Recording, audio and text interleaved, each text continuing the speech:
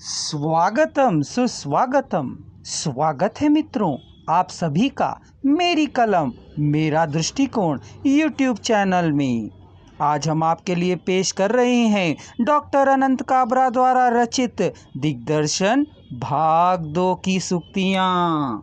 इसका अवलोकन करें, चिंतन करें, मनन करें। साथ ही हमारे चैनल को सब्सक्राइब कर संपूर्ण सूक्तियों का आनंद लें। जीवन उपदेश से नहीं प्राकृतिक स्वभाव से चलते हैं। संपत्ति में इतनी शक्ति नहीं जो जीवन को संवार सके। चेतना के बाद ही जीवन के आधार है।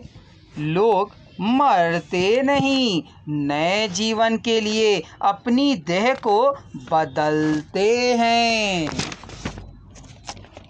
नियमित और परिमित व्यवहार ही जीवन को जीवन का दर्शन कराएंगे।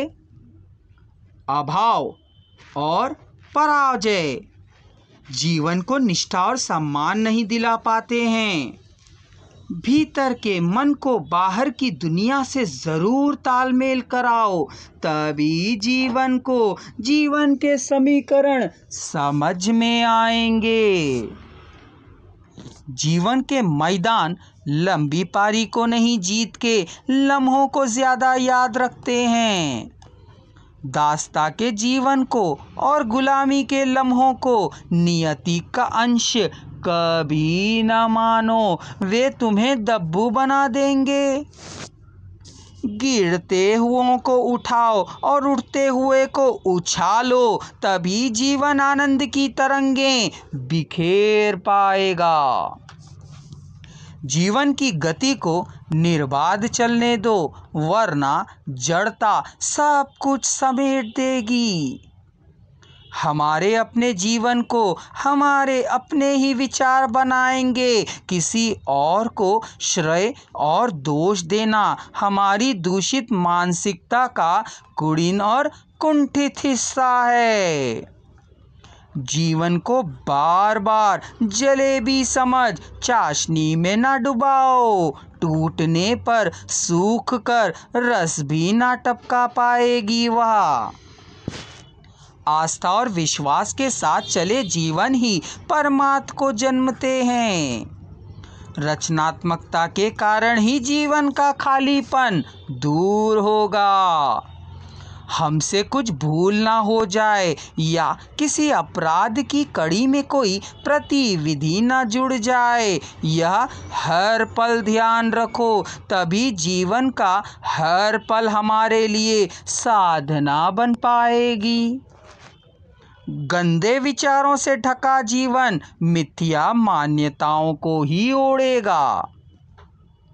दूषित जीवन कभी निर्दोष नहीं रह सकता। स्वयं को खोजने कब तक औरों के जीवन में झांकोगे? कमियों पर नहीं, अर्जित उपलब्धियों पर ध्यान दो। सार्थक जीवन के लिए यह बहुत जरूरी है। सेवानिवृत्ति के बाद शरीर को आराम ना दो, वरना जीवन को जंग लग जाएगा।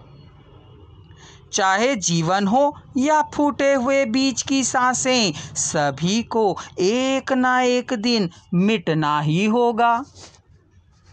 कठिनाइयों में गुजरे जीवन ही पारस बन जाते हैं, पारस बन पाते हैं। संतुलित जीवन ही संयम को पूजेगा। जीवन का कोई भी सफर आहा में शुरू होता है और वहां तक पहुंचता है। जीवन के रंगमंच ने तो अभिनय आपको सौंपा है, उसे निभाइए और नेपथ्य की राह पकड़िए। ठहरे हुए जीवन और रुका हुआ पानी सिवाय दुर्गंध के कुछ नहीं देते। मित्रों, उक्त सभी सूक्तियां डॉक्टर अनंत काबरा द्वारा रचित मूल सूक्तियां हैं।